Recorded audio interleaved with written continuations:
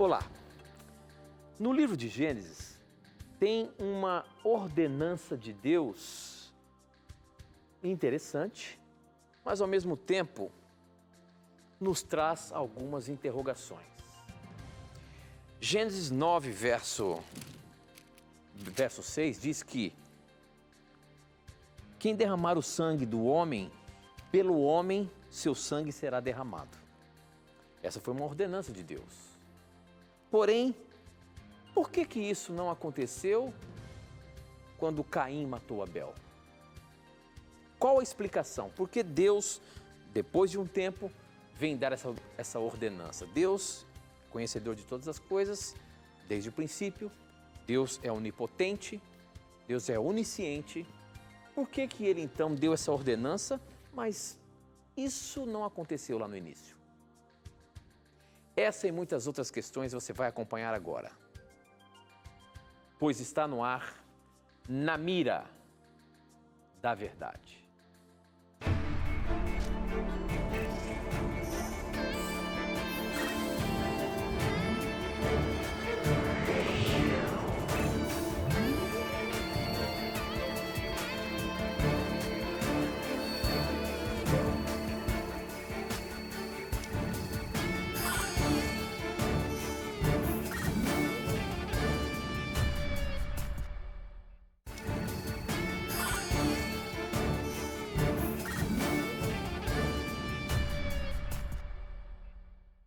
Olá, seja muito bem-vindo. Estamos começando mais um programa Na Mira da Verdade. Já agradecendo a você que está acompanhando aí o início do programa, você que está sempre ligadinho com a gente aqui para juntos aprendermos a palavra de Deus, e a você que de repente está chegando agora.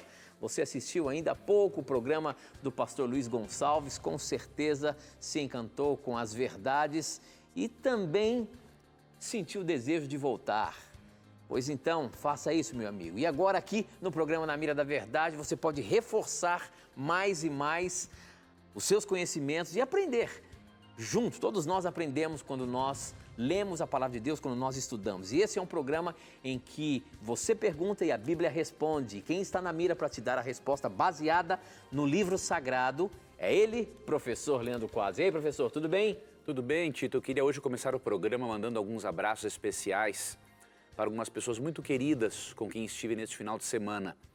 O primeiro abraço vai para o pastor Macalister e a sua esposa, a pastora Fernanda, e a todos os irmãos e membros do ministério Ide e Pregai. Foi uma honra ter passado o domingo com vocês, estudamos muito juntos a Bíblia. Eu agradeço a forma carinhosa como os irmãos deste ministério me receberam em sua igreja. Eu quero mandar também um abraço para o pastor Moisés e sua família que esteve lá presente também. Ele é da Igreja Batista Viva.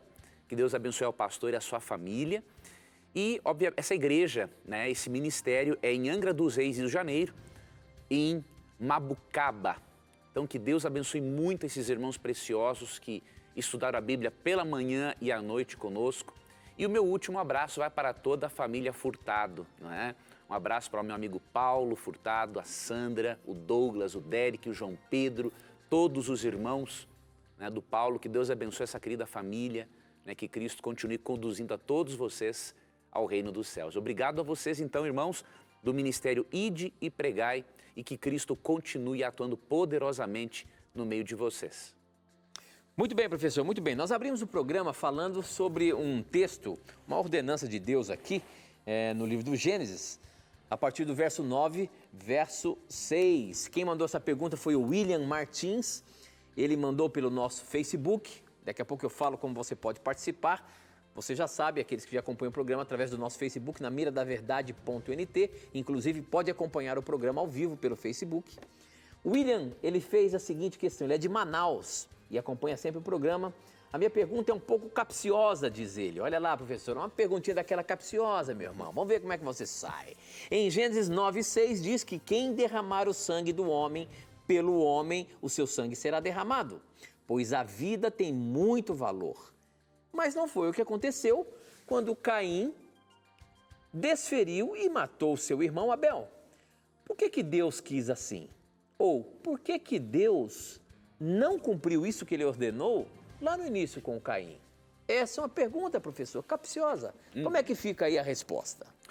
É uma pergunta, Tito, muito importante e nós vamos entender e vermos o quanto Deus é amoroso, o quanto Deus é lógico em suas ações. Aqui em Gênesis 9:6, quando Noé estava saindo da arca, né, juntamente com a sua família, Deus deu uma lei, né, a pena de morte, para valorizar a vida que os antediluvianos não valorizavam, né? Então, os antediluvianos não valorizavam tanto a vida humana quanto animal, e esse foi um dos motivos que levou Deus a destruí-los. E para mostrar o valor da vida humana, em Gênesis 9:6, Deus diz assim: se alguém derramar o sangue do homem, pelo homem se derramará o seu. E aí é dada a razão. Porque Deus fez o homem segundo a sua imagem. Ou seja, o valor da vida humana, da vítima, é tão grande para Deus, porque esta pessoa é a imagem e semelhança de Deus. Então, por bandidismo, destruir esta imagem, esta semelhança que esta pessoa tem com Deus, é punível com pena capital de acordo com a Bíblia. Então, a Bíblia valoriza a vida da vítima, nunca valoriza a vida do criminoso. Óbvio que a Bíblia ensina um julgamento justo para o criminoso, mas pelo fato do ser humano ser a imagem e semelhança de Deus, então Deus requer, obviamente, o sangue do criminoso de volta. O comentário bíblico adventista faz uma abordagem interessante sobre esse assunto e explica por que este caso não foi aplicado a Caim. Vou ler aqui o que o comentário bíblico adventista diz sobre Gênesis 9:6 e aí vou explicar para você duas razões, dar a você duas razões para Deus não ter ordenado matar Caim naquela circunstância. Então, sobre Gênesis 9:6, o comentário bíblico adventista, volume 1, página 254, diz assim: Deus vingaria ou puniria todo assassinato. Não, porém, diretamente, como fez no caso de Caim, mas indiretamente, colocando na mão do ser humano o poder judicial. A palavra derramar subentende homicídio intencional, doloso, e não acidental, culposo, para o qual a lei tinha outras disposições diferentes das que são mencionadas aqui. Então, ele cita o comentário números 35:11, onde a pessoa que cometia o homicídio culposo, ela era preservada nas cidades de refúgio, tá? A injunção divina confere poder judicial ao governo temporal e coloca a espada em sua mão. Deus tomou o cuidado de erigir uma barreira contra a supremacia do mal e assim lançou o fundamento para o desenvolvimento civil ordenado da humanidade. Então, muito claro o comentário bíblico, por isso que o comentário bíblico adventista, eu considero ele extremamente coerente com as suas opiniões, com as suas abordagens teológicas. E agora, por que Deus não aplicou esta pena capital a Caim? Por dois motivos. Eu vou te apresentar um motivo que está aqui no comentário e o outro que eu li num livro de um erudito que fala sobre ética cristã. É uma disciplina muito importante se você quiser entender realmente, né, esse assunto da pena capital e outros assuntos polêmicos, tá? Primeiramente, lembre-se que quando Caim matou Abel, quem estava na terra? Adão, Eva, Caim e Abel. Só depois que Adão gerou a Sete e depois de Gênesis 5:4 ele gerou filhos e filhas. O que acontece? Deus não poupou Caim para poupar o criminoso Caim. Deus poupou Adão e Eva. Você imagine a situação. Caim merecia a morte. Adão e Eva tinham já perdido um filho. E quem é que iria matar Caim? O pai? A mãe? Então Deus, na verdade, não preservou Caim porque ele merecia ser preservado, ou porque Caim era vítima da sociedade. Deus preservou Caim e foi para poupar Adão e Eva da dor de perderem mais um filho.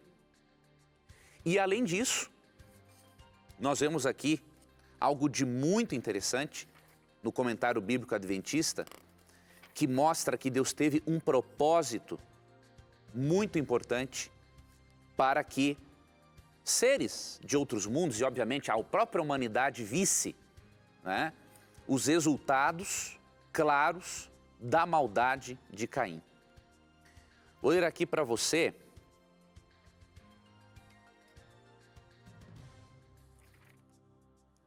o que está no comentário do capítulo 4,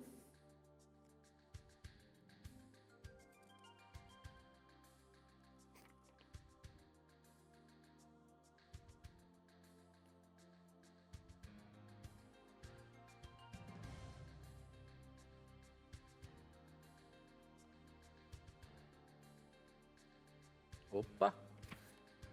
eu só quero ver qual dos versos que tem aqui a outra explicação. Se eu não encontrar aqui no comentário, eu digo o que o comentário disse a respeito disso, tá?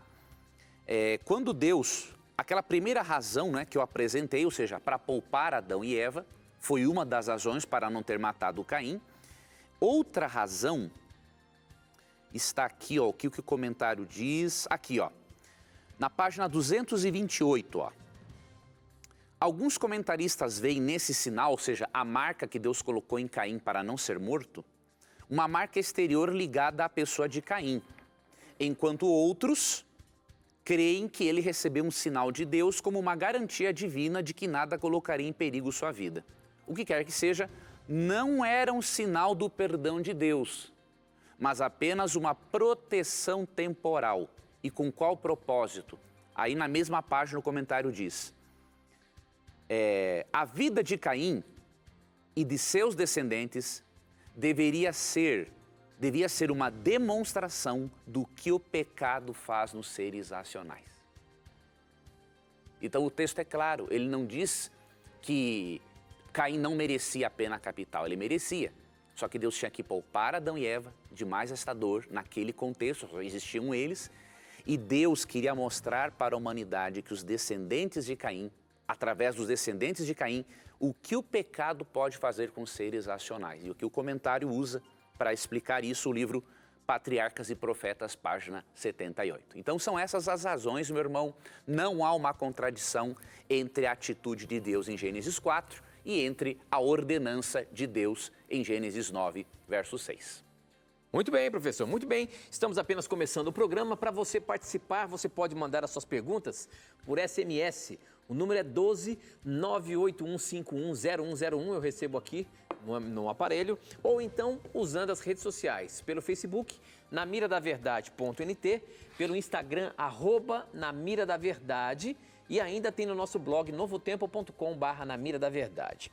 Chegou uma pergunta aqui no nosso SMS do Marcos Brandão, que aparentemente, professor, ele está colocando aqui em xeque a justiça de Deus na situação de Jó. Olha só, qual que é o raciocínio dele? Ele fala assim, ó: é justo Deus jogar com alguém onde ele sabe que só ele tem o atributo da onisciência sobre os seres universais? Por exemplo, no caso de Jó, Deus só aceitou a proposta de Satanás porque ele sabia que no final de tudo, Jó não iria blasfemar contra ele.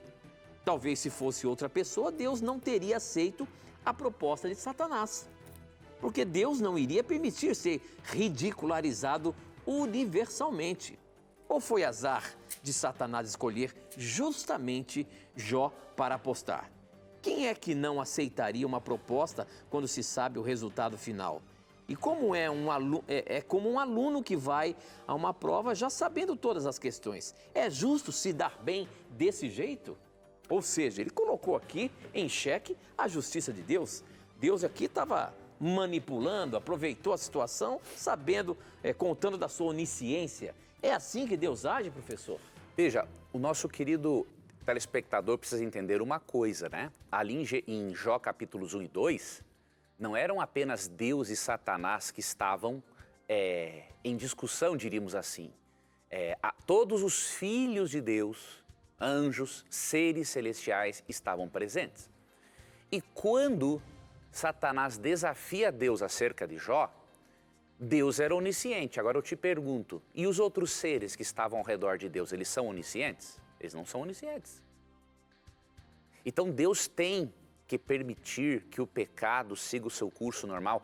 Deus tem que permitir que o diabo faça certas coisas, porque estes seres celestiais que também estão envolvidos no conflito cósmico, você pode ler Apocalipse 12, 7 a 12, eles não são oniscientes. Então você está pensando só em relação a Deus, mas você tem que considerar que existe todo um universo expectante ouvindo esse desafio e que esse universo esses seres não são oniscientes. Tanto que em 1 Pedro 1,12, falando dos anjos, o texto diz assim: a eles foi revelado que não para si mesmos, mas para vós outros, ministravam as coisas que agora vos foram anunciadas por aqueles que pelo Espírito Santo enviado do céu vos pregam o Evangelho, coisas essas que anjos anelam perscrutar. Então, se os anjos anelam perscrutar, entender o plano de salvação, eles não são oniscientes. Então Deus não estava brincando, jogando, com Jó. Deus estava mostrando para esses seres celestiais que não são oniscientes, que Satanás era perverso e injusto nas acusações que fez contra Deus e contra Jó. Então Deus agiu inteligentemente. Ok, então lembre-se que o conflito cósmico não é só Deus e Satanás. Há uma série de criaturas no universo que foram envolvidas, tanto que 1/3 dos anjos foi expulso do céu porque foi enganado por Satanás. Muito bem, professor, muito bem. Bom, você sabe, aqui você não precisa ter preconceitos, você pergunta o que você quiser na palavra de Deus, nós vamos procurar a resposta que você precisa. Não tenha preconceitos, você é meu irmão da igreja católica, você é meu irmão da igreja batista, metodista, presbiteriana, você é meu irmão das igrejas neopentecostais, as mais diversas aí, todos vocês são muito bem-vindos, vocês ateus, vocês agnósticos. Este programa tem o objetivo de nós tirarmos dúvidas da palavra de Deus, que muitas vezes você começa a ler o livro sagrado e você se depara sim com dúvidas. Por que não se deparar com dúvida? Realmente tem muitas questões que talvez tragam alguma dúvida. Esse é um programa que você tem a oportunidade de, quem sabe, sanar essas dúvidas. Portanto, faça a sua pergunta, mande para a gente. Será um prazer juntos estudarmos a sua questão. Olha aqui, essa pergunta é do Genivaldo, ele é de Estância, Sergipe, e a pergunta dele é o seguinte: os católicos insistem em dizer que Maria permaneceu virgem, como também a Bíblia não fala sobre a sua morte. Eu gostaria de saber sobre essa dúvida. Realmente Maria permaneceu-se virgem depois do nascimento de Jesus, professor? Vamos ler um texto. Você tem, Tito, a Nova Versão Internacional ou não? Tenho aqui no celular, tenho sim. Perfeito. Então, esse vai ser bom, tu vai me ajudar. Eu vou ler o texto primeiro na Almeida atualizada. Mateus, Tito, capítulo 1. Creio que é o verso 21. Mateus, capítulo 1? Isso, versículo... deixa eu ver se é o versículo 21 de Mateus 1. Sim, é assim. Vamos ler, é Mateus 1, 25. Eu vou ler na Almeida e tu vai ler na Nova Versão Internacional, que aí vai ficar bem claro para o nosso telespectador. Mateus 1, 25 na Almeida diz assim: contudo, falando de José, né? Ok. Não a conheceu enquanto ela não deu à luz um filho a quem pôs o nome de Jesus. Então, o termo conhecer é uma referência à relação sexual. Então, é dito que José não teve relações sexuais com Maria, sua esposa, enquanto ela não deu à luz a Jesus. Então, para comprovar que esta expressão significa isso no contexto bíblico, agora o Tito vai ler, então, na Nova Versão Internacional, Tito, Mateus 1, 25. Na Nova Versão Internacional diz o seguinte: mas não teve relações com ela enquanto ela não deu à luz um filho, e ele lhe pôs o nome de Jesus. Então veja, a palavra é clara, enquanto, ou seja, ele não teve relações sexuais com Maria enquanto ela não deu à luz. Ela não deu à luz. Depois que deu à luz, José e Maria tiveram uma vida sexual normal, né, dentro dos planos de Deus. Deus jamais iria pedir para Maria e José se casarem e José viver sendo celibato. Como é que você vai ser celibato deitando do lado de uma mulher todos os dias? Não tem lógica, não tem cabimento. Então, o ensinamento da perpétua virgindade de Maria não tem base bíblica alguma. Muito bem, professor. Nós temos que ir para um breve intervalo, mas não sai daí não, hein? A gente volta já já.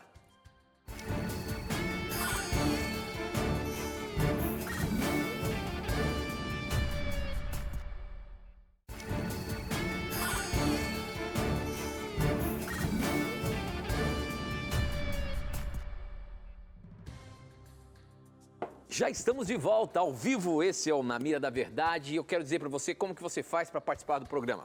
Você pode mandar as suas perguntas através do SMS, o número é 12 981510101. Eu recebo aqui na hora, como estou recebendo, centenas de perguntas, não desanime, mande a sua pergunta. Ou então pelo Facebook, namiradaverdade.nt e no Instagram, @namiradaverdade. Tem uma pergunta que chegou aqui pelo nosso Instagram, quem mandou foi o Vinícius, professor. Ela está baseada em juízo, né, ao juízo de Deus. E ele pergunta o seguinte, por quem os justos serão julgados? E onde e quando será o julgamento dos justos? E aí, professor, a Bíblia nos orienta que aqueles que forem para o céu também passarão por um juízo. E quando será esse juízo, professor? Quem que vai julgar os justos?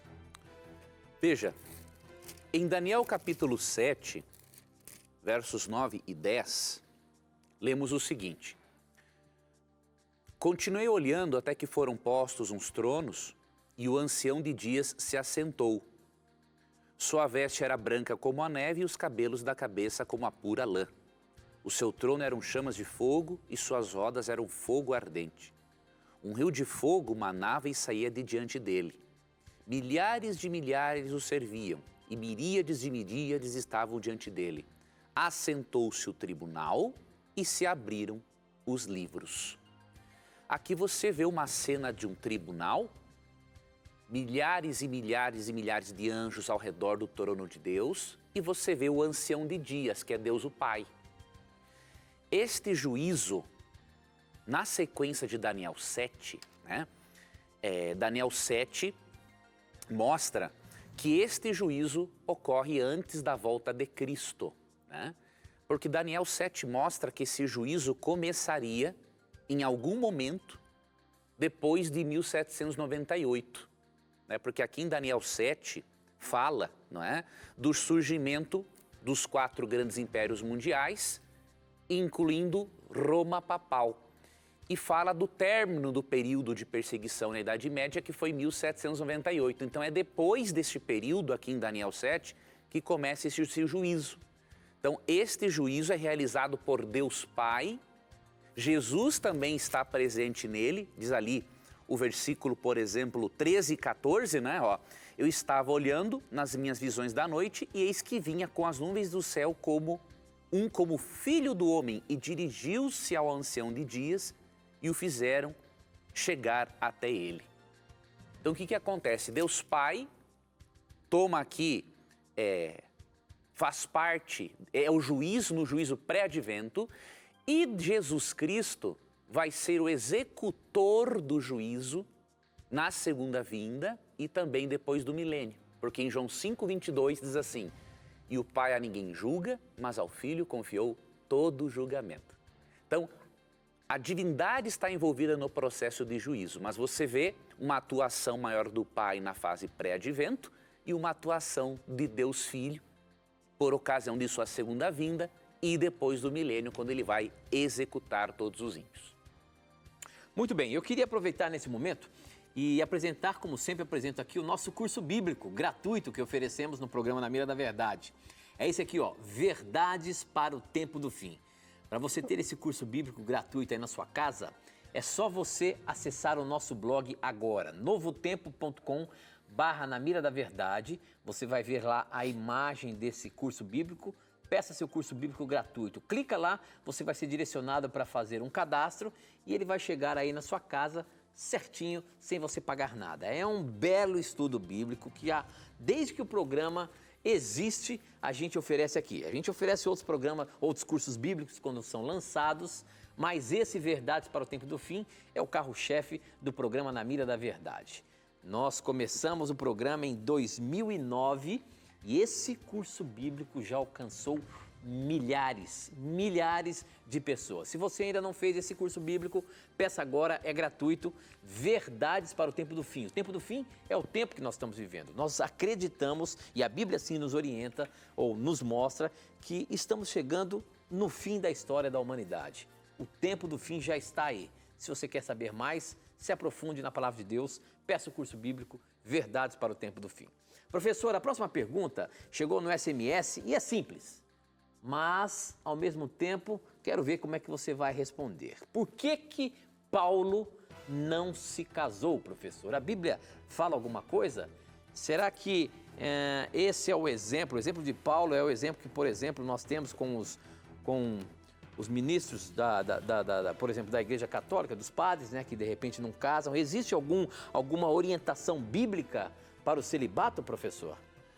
Veja, na Bíblia, Tito, o celibato, ele é uma opção, um dom, mas ele não é uma obrigação. Não é obrigado. Na Igreja Católica, né? Jesus mesmo diz, em Mateus 19, né, que nem todos são aptos a isso. Então, é um erro muito grande da Igreja querer legislar sobre a vida sexual dos seus sacerdotes, né? Porque o dom do celibato é dado por Deus, não é dado pela igreja e não pode ser imposto pela igreja. Então, o que diz Mateus 19:12? Porque há eunucos de nascença, ou seja, pessoas que tiveram algum problema congênito, não é, nos seus genitais e não podem ter relações ou gerar filhos. Há outros que os homens fizeram tais, né? Alguns reis castravam pessoas para cuidar do harém deles, né? E há outros que a si mesmos se fizeram eunucos por causa do reino de Deus. Quem é apto para o admitir, admita. Então, ou seja, nem todo mundo é apto. Então, o celibato é um dom, é uma opção, mas não é uma obrigação, tá? Então, isto que a igreja, com todo respeito, eu digo isso aos irmãos católicos, aos sacerdotes católicos, muitos sacerdotes muito dedicados, né, naquilo que eles fazem para Deus, de acordo com o conhecimento deles, biblicamente eles deveriam ser livres sim para se casar, tá? A igreja não tem autorização de mandar na vida sexual de ninguém, nesse aspecto. Agora, no apóstolo Paulo, realmente ele escolheu o dom do celibato, né? Porque ele tinha esse dom, ele poderia viver sem a sexualidade. Agora, ele é bem claro em dizer que isso não é para todos, tá? Agora, será que Paulo foi casado? É bem provável que sim, né? Porque muitos eruditos, vários comentaristas dizem, não é? Nem todos concordam, mas vários dizem que pelo fato de Paulo ter sido membro do Sinédrio, ele deveria ser casado, né? Deveria ser casado para ser um membro do Sinédrio. Então, alguns especialistas conjecturam, né, que muito provavelmente por causa da conversão dele ao cristianismo, então a sua esposa deixou, né? E ele optou por uma vida de celibato. Agora, veja o equilíbrio dele. Aqui em 1 Coríntios 7, 7 é dito o seguinte, ó: quero que todos os homens sejam tais como também eu sou. No entanto, cada um tem de Deus o seu próprio dom. E um, na verdade, de um modo, outro de outro. E aos solteiros e viúvos digo que lhes seria bom se permanecesse no estado que eu vivo. Caso, porém, não se dominem, que se casem, porque é melhor casar do que viver abrasado. Então é bem claro o assunto dele. E essa orientação ele dá, na verdade, por causa de uma situação que Corinto enfrentava. Ó, no verso 26, lemos assim: considero, por causa da angustiosa situação presente, ser bom para o homem permanecer assim como está. Então havia uma situação angustiosa em Corinto, da qual não temos maiores informações, pode ser até uma perseguição, que Paulo orientou: olha, evita agora porque ter filhos nesse contexto vai ser muito problemático, ter um cônjuge para sofrer com você vai ser muito problemático. Então há um contexto histórico, mas Paulo mostra claramente, né, que se a pessoa não se domina é melhor casar, porque é melhor casar do que viver abrasado e pecando e fazendo besteira fora do casamento. Então essa é a orientação do apóstolo Paulo. Muito bem, professor. Outra coisa é o seguinte, nós estamos falando aí sobre o juízo né? E chegou uma pergunta aqui no SMS também sobre o juízo. Quem mandou foi o Ribamar. O Ribamar mora ali ele está dizendo aqui, ó, mora nas imediações do NASP, Engenheiro Coelho. E ele pergunta o seguinte, professor. Em 1 Coríntios 6,2 diz: não sabeis vós que os santos hão de julgar o mundo? Ora, se o mundo deve ser julgado por vós, sois porventura indignos de julgar as coisas mínimas? E o versículo 3 diz o seguinte: não sabeis vós que havemos de julgar os anjos, quanto mais as coisas pertencentes a esta vida? Pergunto, como os santos hão de julgar se todos já foram julgados? Essa é a dúvida dele, professor.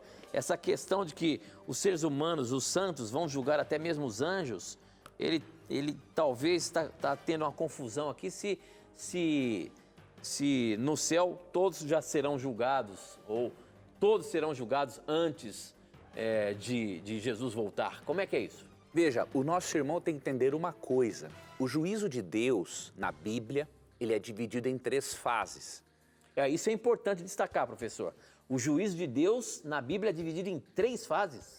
Em 3 fases. Então, a primeira fase nós chamamos de pré-advento, porque ocorre antes da volta de Jesus. E aquele texto que eu li, de Daniel 7, versos 9 e 10, mostra esta fase pré-advento. Porque em Mateus 16, 27 e Apocalipse 22, 12, Cristo diz assim, que ele virá para dar a cada um segundo as suas obras. Então, se ao ele voltar, ele vai dar a cada um segundo as suas obras, é lógico que antes de ele voltar, teve um processo judicial para decidir a recompensa que cada um receberia. Então, por isso que o juízo Daniel 7, versos 9 e 10 é pré-advento, ocorre antes da volta de Cristo. Nesse juízo, você vê ali em Daniel 7, 9 e 10, como eu li antes, que há muitos e muitos seres celestiais ao redor do trono de Deus. Por quê? Porque eles não são oniscientes. Então Deus está mostrando que ele lida corretamente, de forma justa, em relação ao pecado e em relação aos pecadores. Depois desta fase, ocorre a segunda vinda de Cristo, e após a segunda vinda de Cristo, quando os justos são levados ao céu, como prometeu Jesus em João 14, 1 a 3, ocorre uma segunda fase do juízo de Deus, que podemos chamar de fase milenial, ou seja, é a fase que ocorre durante o milênio. Professor, posso interromper só um pouquinho? Pois não? Só para reforçar, então, na primeira fase que você acabou de explicar para a gente, quem que vai ser julgado nessa primeira fase? Nessa primeira fase, os justos são julgados, né? Então não são todos. Não. São apenas os justos, aqueles que tiveram seu nome escrito no livro da vida. Sim, os ímpios automaticamente já serão condenados também, mas aí tem um propósito de Deus no milênio. Então veja, no primeira fase, então, Deus mostra para os anjos por que algumas pessoas foram salvas e outras não. Ok. Durante o milênio, aqui em Apocalipse 20, você vê, por exemplo, no versículo 4, diz assim, vi também tronos e nestes sentaram-se aqueles aos quais foi dada a autoridade de julgar. Aqui já é uma referência aos filhos de Deus que estão no céu após a volta de Cristo durante o milênio. É neste momento que eles vão julgar os anjos. Em que sentido? Mesmo que os anjos, os demônios, já estejam condenados, Deus não vai executar a sentença sobre o humano ímpio e sobre o anjo ímpio, sem antes ele mostrar também para os seres humanos a forma como ele lidou com o pecado dos pecadores. Então veja a sabedoria de Deus. Antes da volta de Cristo, ele mostra como ele lida com o pecado dos pecadores, ele mostra isso para os anjos. Durante o milênio ele mostra para os justos. E depois do milênio vem a terceira fase do juízo, que é a execução. Que vai ser o quê? O castigo no lago de fogo, proporcional às obras do indivíduo, e depois a aniquilação total. Então o que Deus faz no juízo? Por que ele divide o juízo em 3 fases? Porque Deus não quer executar ninguém sem que todos os seres tenham absoluta certeza de que Deus fez tudo o que podia para ter salvo todos eles. Então assim Deus garante, uma confiança plena tanto dos anjos quanto dos justos, no seu caráter, na sua justiça e nas suas intenções. Então, Deus é muito sábio. Eu recomendo que você estude mais sobre esse assunto. Tem um livro sobre o juízo investigativo, o juízo pré-advento, escrito por Mervyn Moore. Eu não lembro se esse livro já foi traduzido para o português, eu sei que tem em espanhol. Mas entra no site da Casa Publicadora Brasileira, cpb.com.br. Seria bom você entender esse assunto, porque você vê aqui a justiça, a misericórdia, a inteligência, a lógica de Deus no processo judicial. Professor, será que de uma maneira simplória poderíamos falar que na primeira fase do juízo são os justos que foram julgados, na segunda fase do juízo os ímpios são ali mostrados, julgados, e no final a execução? É isso mesmo. De uma maneira simplória, nas três fases. Primeiro, os salvos foram julgados. Na segunda fase, lá no céu, no milênio, os condenados. Por que eles não foram salvos? E na terceira fase, então, a aniquilação. Só um esclarecimento para o nosso irmão evangélico. Muitas vezes ele pensa assim, nossa, mas por que eu preciso ser julgado se eu já sou salvo em Cristo? E é verdade. Só que tem um detalhe. Você é salvo em Cristo, não há dúvida. Só que os anjos não são oniscientes, Uma coisa é você e eu irmos para a igreja de terno, gravata e dizermos que somos cristãos. E até termos uma vida aparentemente cristã. Mas e se o nosso coração realmente não pertence a Deus? Então Deus precisa.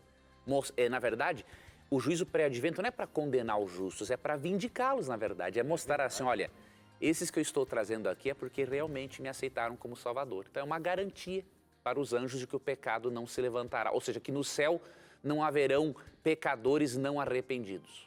Muito bom, professor. Bom, nós temos que ir para mais um intervalinho, mas a gente volta já já.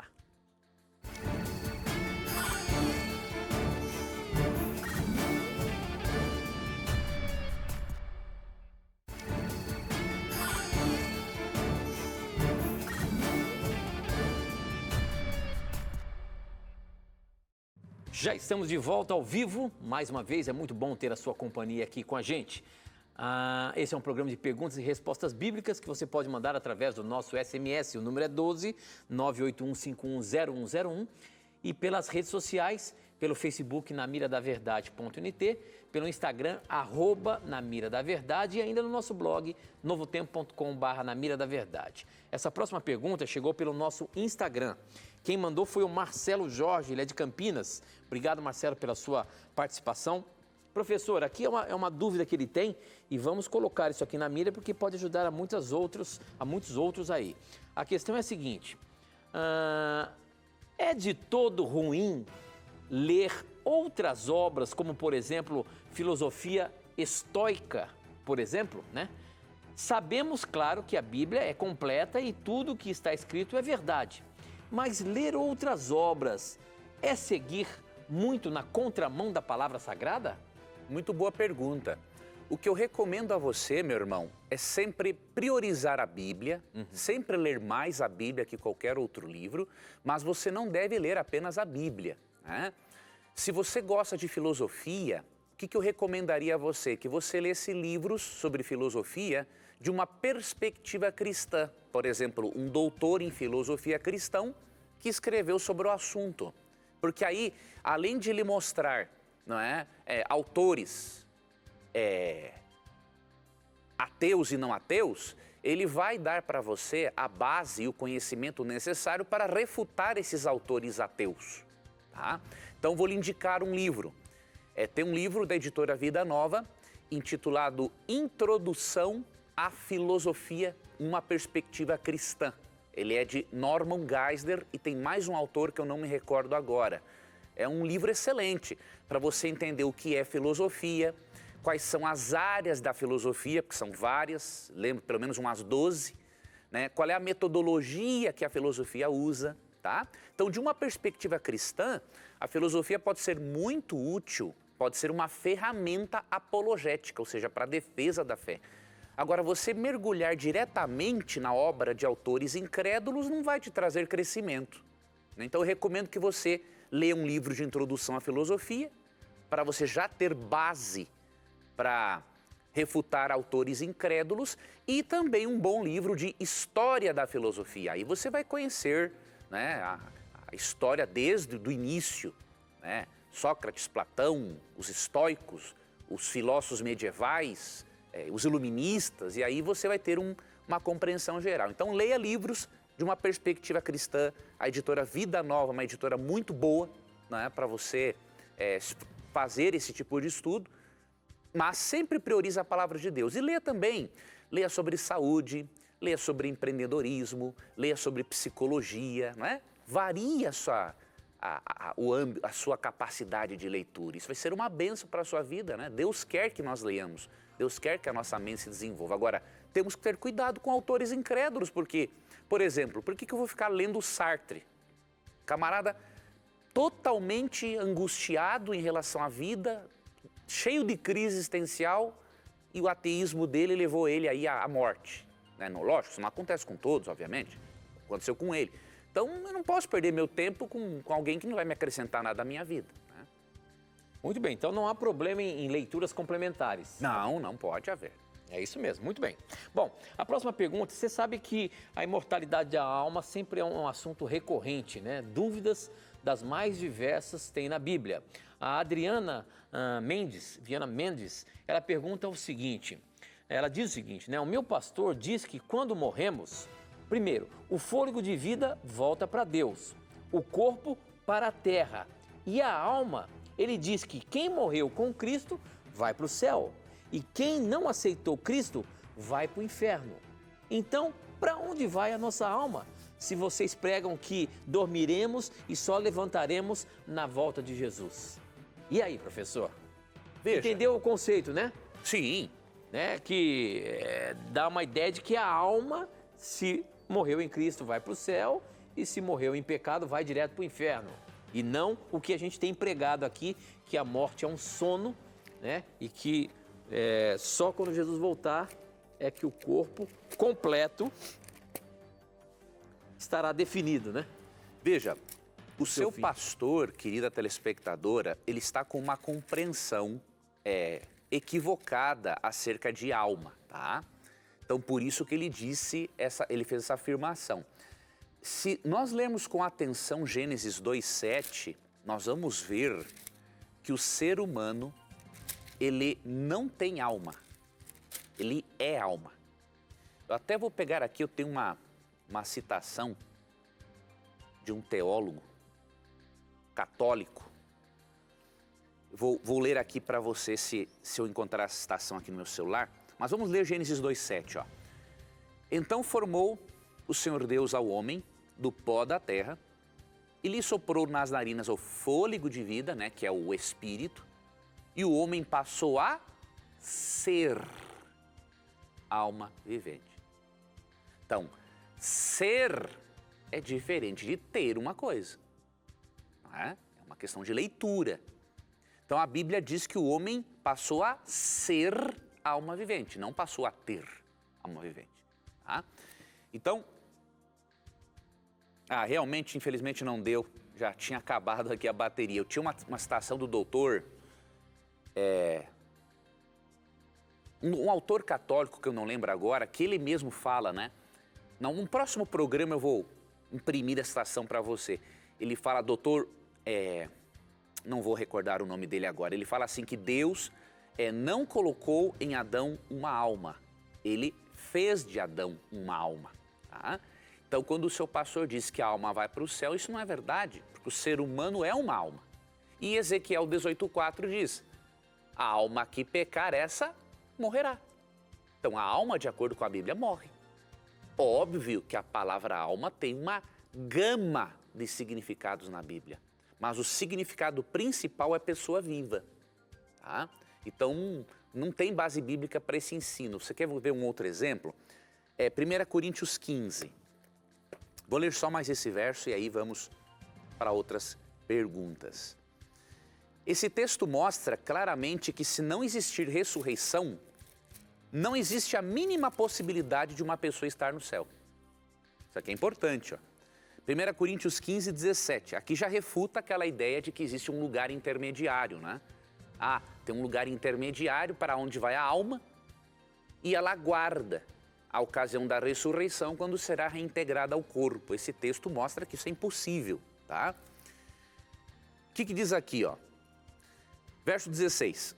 Porque se os mortos não ressuscitam, também Cristo não ressuscitou. E se Cristo não ressuscitou, é vã a vossa fé, e ainda permaneceis nos vossos pecados. E, ainda mais, os que dormiram em Cristo pereceram. Temos duas verdades aqui. Primeiro, que as pessoas dormem em Cristo. E um outro detalhe, se não há ressurreição, o texto não diz assim, por exemplo, se não existisse ressurreição, então, pelo menos as almas dos justos ficam no lugar intermediário. Pelo menos isso. Não, o texto é categórico. Se não há ressurreição, os que dormirem em Cristo pereceram, ou seja, eles não estão em nenhum lugar intermediário.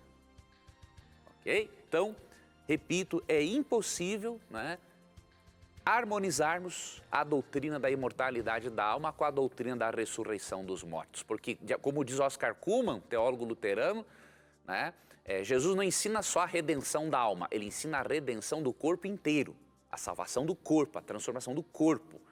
Tanto que as pessoas que estão no céu, por exemplo, Enoque, Moisés, né, e Elias, Enoque e Elias foram levados vivos com o próprio corpo. E Moisés, para ir lá, teve que ser ressuscitado. Então, não tem nenhuma alma penada no céu. Então, o fato desses homens serem levados para o céu com o corpo é a prova mais clara que temos de que não existem almas penadas no céu. É inviável isso. Muito bem. Professor, uma outra dúvida que tem vários, inclusive tem até filmes que já foram feitos sobre esse assunto, é sobre a Arca do Concerto. Aqui uma pergunta que chegou pelo SMS é o seguinte, gostaria que respondesse, onde está a Arca do Concerto? Professor, a Bíblia nos dá um vislumbre do que aconteceu com a Arca? Não, nós não temos essa resposta, tá? O que nós vemos em Apocalipse, capítulo 11, verso 19, é a Arca do Concerto Celestial, a original, né? Onde tem os princípios morais de Deus, que são a base do seu trono, do seu governo, tá? Mas a Arca aqui da terra, né, que Deus mandou construir, segundo a original de Apocalipse 19, não se sabe da existência, nem se existe mais. Tá? A tradição cristã ensina que quando Babilônia invadiu Jerusalém, óbvio, isso é óbvio, né? Alguém escondeu a arca. E a tradição ensina que provavelmente Jeremias fez isso. Agora, não se sabe, não se tem acesso, não sabemos se vai ser descoberta, então, fora isso, é pura especulação. Muito bem, nós temos ainda 2 minutinhos, professor. Eu queria que você respondesse essa pergunta que chegou pelo nosso SMS. Deixa eu ver aqui, ó. Onde é que está? Olha aqui, ó. Quando Jacó lutou com o anjo do Senhor era Jesus Cristo ou um anjo normal? E aí, professor? Aquela batalha que teve ali de Jacó com um ser celestial. Quem era ali que estava lutando com Jacó? Vamos ver o próprio texto nos dando essa resposta. Vamos ler aqui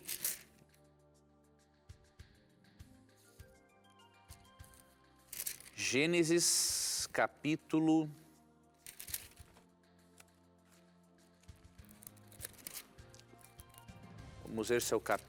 30 e... Temos 2 minutinhos, professor. Vamos ver aqui, ó. Aqui, é Gênesis 32, 22. Então, olha o que diz o verso 30, ó, depois que ele luta com Deus. Aquele lugar chamou Jacó Peniel, pois disse, vi a Deus face a face e a minha vida foi salva. Então, o anjo do Senhor que estava aqui era Jesus Cristo mesmo. Não era um ser comum, era o próprio Jesus na figura, né, do comandante celestial e do representante da humanidade e a divindade. Muito bem, ainda temos um minutinho, acho que essa aqui você consegue responder, hein? Rapidão. Vamos lá, a Carol mandou a seguinte pergunta. Adão e Eva tiveram filhos antes do pecado, professor? Porque ao ler Gênesis, diz que a consequência do pecado de Eva era aumentar a dor de parto. Como aumentar algo que ela não tinha tido antes? Não, Deus poderia simplesmente estar avisando-a. Ó, você não iria ter dor se tivesse filhos. Agora você vai ter essa quantidade de dor quando tiver filhos. Porque a Bíblia não mostra realmente filhos de Adão e Eva no Éden. Nós só vemos a existência de Caim e Abel após o Éden. Tá? Então, não teremos como dizer que os filhos nasceram antes do pecado, nasceram pós o pecado. Mas, óbvio, a sexualidade foi dada por Deus antes do pecado. Você lê em Gênesis ali 1:28. Não tem o tempo de Adão e Eva no Éden, né, professor? Não. A Bíblia não consegue mostrar o tempo que viveu Adão e Eva. Vemos que foi relativamente curto. Dá Mas esse relativamente curto pra gente pode ser muito relativamente longe, né? Bem curto, né? Porque Adão viveu 900 e poucos anos, aí você vê que é bem curto o tempo ali. Se você analisar os dados, talvez não passe de 100 anos, mas não podemos também bater o martelo. Mas é relativamente curto o tempo que eles viveram mesmo no Jardim do Éden. Muito bem, professor. Com essa nós terminamos mais um programa Na Mira da Verdade, agradecendo você pelas respostas e a você, telespectador, a gente aguarda a semana que vem, se Deus quiser. Agradecemos ao nosso telespectador pelo carinho, pela confiança e finalizamos o programa lembrando a você que sempre que você tiver a coragem de perguntar, a Bíblia vai ter a coragem de lhe responder. Um grande abraço. E aqui você já sabe, os seus questionamentos sempre estão na mira da verdade. Até o nosso próximo encontro. Tchau!